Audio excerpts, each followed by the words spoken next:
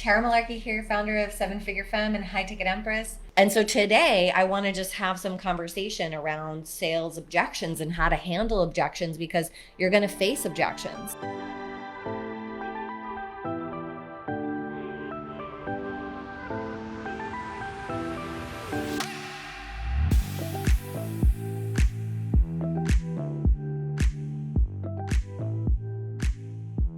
When people say they want to think about it. So the number one thing to understand when someone says I want to think about it is that they're not sold.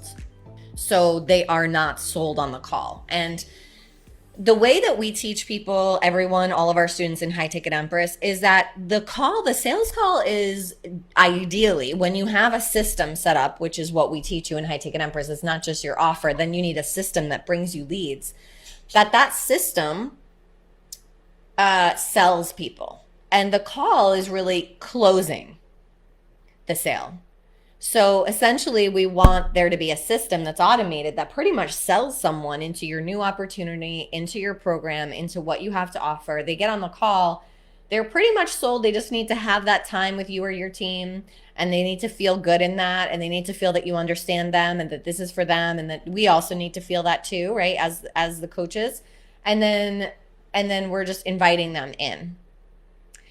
If someone tells you, I need to think about it at the end, then they were not sold. So at this point, you might not have a system set up, right? Which is like, we highly encourage you to come inside High Ticket Empress and learn the system so that, you don't have to do this manually all the time and you can actually scale your product. But when you're practicing initially with your sales calls, if you do hear, I need to think about it, it is 100% unequivocally that person is not sold. The best way you can know that is when you say that. When you say, I need to think about it, it's because you're not sure. And so your job on a sales call is to help someone get sure.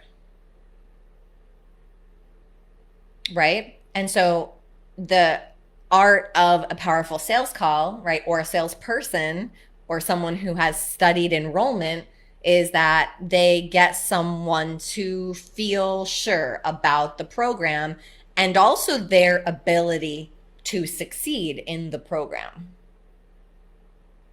And so if that is not there, you will hear things like, yeah, I just need to think about it. Okay. So one thing you can say if you do hear that, but I would say the most thing that you need to correct there is that the call needs to be done more powerfully, and you need to learn better skills on diving into their pain, really understanding where they're at, and making sure that your offer is solid and they really feel like this is the answer, right? And the result is what they need. So when that's there, the sale becomes pretty easy. But if you do get that, you can say, totally understand that. I just get so curious, like, what do you feel like you will be thinking about? Like, what's not clear? Because I'm here right now on the call with you, and I would love to be able to answer the questions that might still be going on in your head. So let's talk it through. Like, are you open to that? Right? You're always like asking their permission so they don't feel like you're bulldozing them or pushing over them or don't care about their feelings. And so if they're open to it, right, you could say, like, tell me what are the things going through your mind right now that when you get off the phone you would be thinking about. So again, it's not because you're going to try to convince them and bulldoze what they're feeling, but you're going to actually try to help them, like, walk it through with your help. It's like, who wants to go and think about something and mull over it for days? Nobody. It's not serving anybody, right?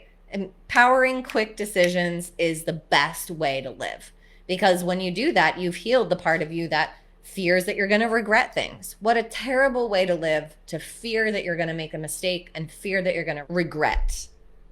Yeah. So we want to help people get to that place in their life where they're able to step in powerfully and move through all the muck and the stuff that holds them back. So you can help them do that. And it doesn't have to mean that you're just like trying to sell them. It really means that you genuinely want to help them get through the doubt and the stuff. And so, guys, at the end of the day, what's so clear right now, or like what has to be, is that you have to unequivocally believe in you and what you do. Because you can't hold someone through that process of their own doubt if you're not sure. So you got to get sure. Best way to get sure, be amongst other people who are doing this too on an everyday basis and can support you.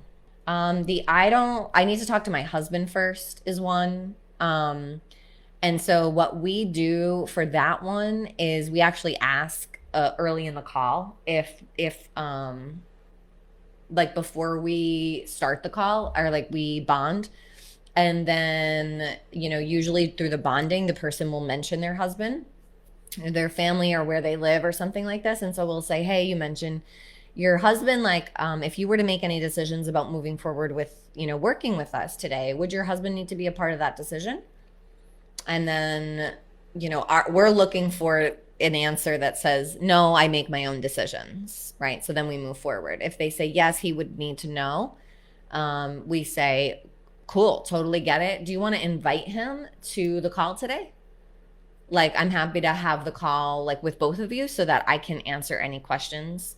And they might say, like, sometimes we have husbands who come. We've had many calls actually with husbands on the call. Sometimes they'll be like, no, he's not available right now. And then we'll say, okay, so like, should we reschedule for that time? Just because what I know is that if you feel like you need his approval, it's really hard. It's going to be hard for you to communicate the value of what we talk about today with him later, And so if you know that you absolutely cannot make any decisions without him, then it's best if we just reschedule the call and both of you can come. What do you think? Sometimes we get the person who says, no, I don't need him here. And then my team might say, okay, cool, Sally. So you're not going to tell me at the end of the call you need to talk to your husband, right? So we pretty much call them out right then, because most of the time the I need to talk to my husband is just I'm afraid to make a decision on my own, or it's an excuse that most people know that not many can argue with, right? I'm not going to tell you should spend 5 figures on a coaching program without consulting with your husband. But most of our students who do come in, who do not ask their husband knew they were going to get on the call and they told them, and the husband knows that, trust them, they're going to make decisions that they make. And so they don't need to consult them. So most of the time a person is kind of just saying, hey, I just can't do it. And they're just using it to get off the call, because you can't really press past that, because they'll tell you, yeah, I'm totally in. Oh, I totally want to do it, but I need to talk to my husband.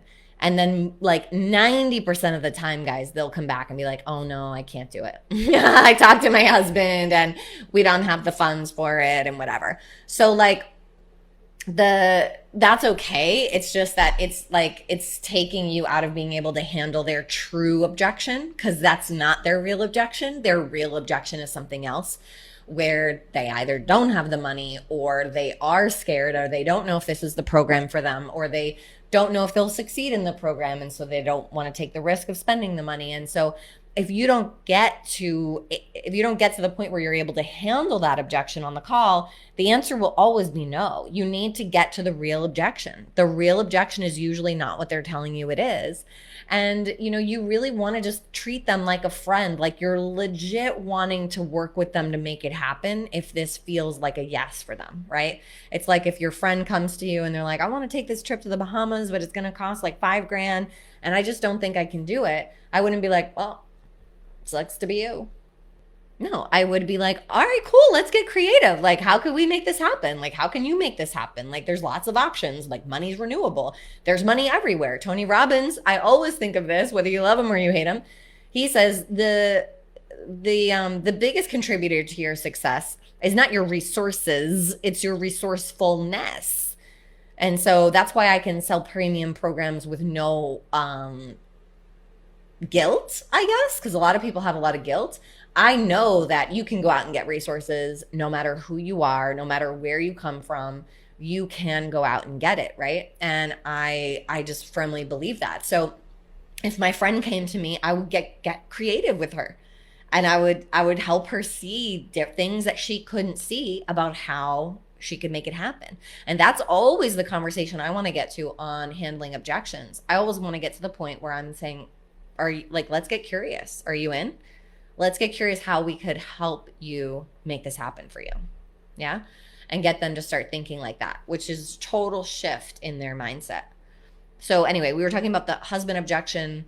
That's usually just a way to stop you, get off the phone. So if you handle it earlier, it's highly likely that they won't say it later, and then you'll be able to handle the real objection. So that is what we do.